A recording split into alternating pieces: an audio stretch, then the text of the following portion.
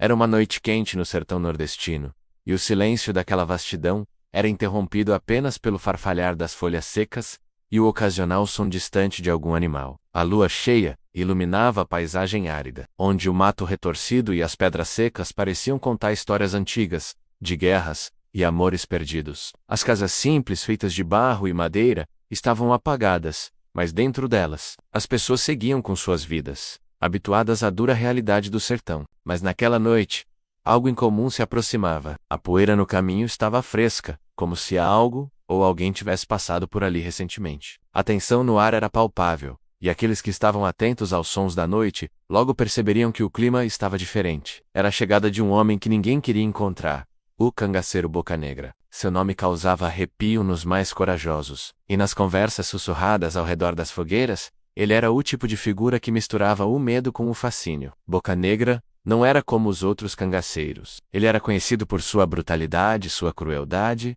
mas também por um lado misterioso que poucos conheciam de fato. O nome Boca Negra vinha de uma marca que ele carregava no rosto, uma cicatriz profunda, que cortava sua boca, deixando-a permanentemente distorcida, parecendo um sorriso maléfico, como se a própria natureza o tivesse moldado para ser uma figura aterrorizante. Muitos diziam que ele havia sido o responsável por algumas das maiores chacinas do cangaço, mas ninguém sabia ao certo. O que se sabia é que, onde ele passava, deixava um rastro de medo, destruição e morte. Naquela noite, Boca Negra estava chegando ao vilarejo, e ninguém sabia exatamente o que ele queria. Uns diziam que ele vinha em busca de alimentos e provisões, outros falavam que ele estava atrás de um inimigo que havia se refugiado ali. Mas o medo era tão grande que ninguém ousava questioná-lo. Ele era um dos cangaceiros mais temidos da região, e seu bando estava sempre pronto para cumprir suas ordens. O vilarejo, pequeno e isolado, parecia tranquilo à primeira vista, mas sabia-se que nada podia ser mais falso. As pessoas estavam apreensivas, e logo começaram a se reunir, discutindo entre si o que fazer. Sabiam que não havia como escapar da fúria de Boca Negra. O cangaceiro era implacável, e sua fama não estava apenas na força de suas armas, mas também no seu poder psicológico. Ele sabia como manipular o medo, como controlá-lo, e usava isso como sua principal arma. Lá estava Zé, o mais velho do vilarejo, com seus olhos cansados de tanto observar o sertão e suas tempestades. Ele já tinha visto muito em sua vida, já havia enfrentado a seca, a fome, o medo, mas nada o preparava para a chegada de um homem como Boca Negra. Zé sabia que o cangaceiro não viria apenas para saquear. Ele tinha uma missão, um propósito. Zé não sabia ao certo qual, mas sentia que algo maior estava em jogo. Ele sentia que o destino do vilarejo estava prestes a ser selado naquela noite. Em meio à tensão, Zé procurou as pessoas mais confiáveis do vilarejo.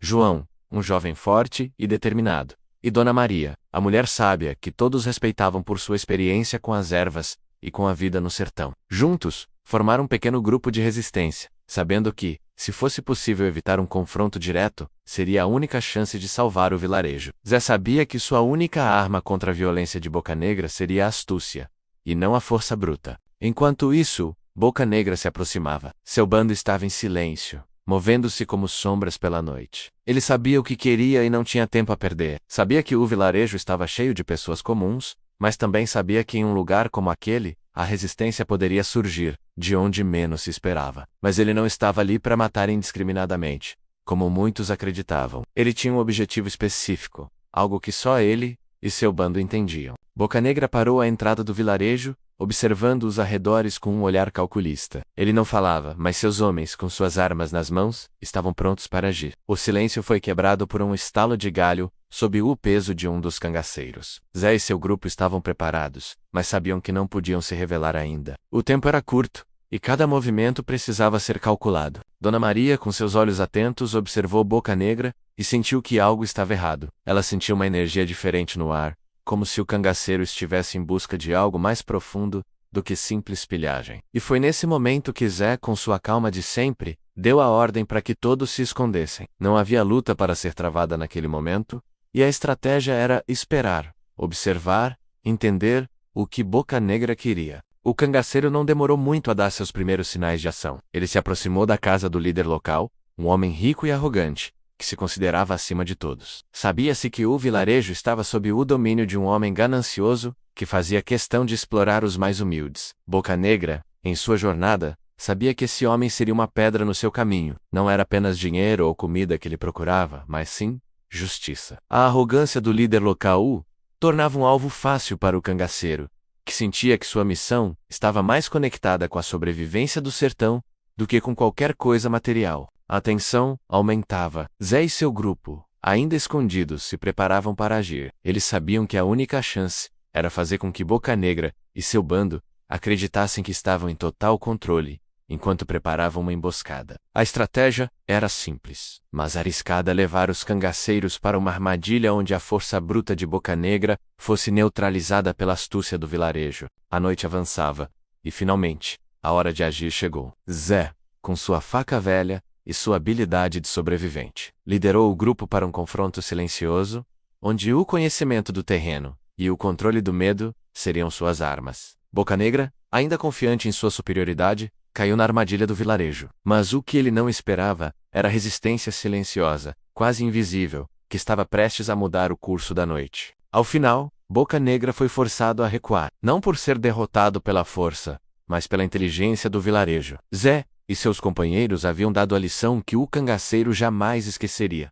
O sertão, embora severo, não era só de sangue e fogo. O sertão também tinha os seus segredos, suas astúcias e, mais importante, a sua resistência silenciosa. O vilarejo, no entanto, nunca mais seria o mesmo. As pessoas sabiam que a vida no sertão era imprevisível, mas que, quando unidos, poderiam resistir até mesmo aos mais temidos cangaceiros. A história de Boca Negra passou a ser apenas mais uma lenda, mais um mistério nas terras do sertão. E se você quer saber mais sobre esses mistérios, inscreva-se no Mistérios do Sertão 54, curta, compartilhe e comente. Vamos juntos continuar desvendando os segredos mais profundos do sertão.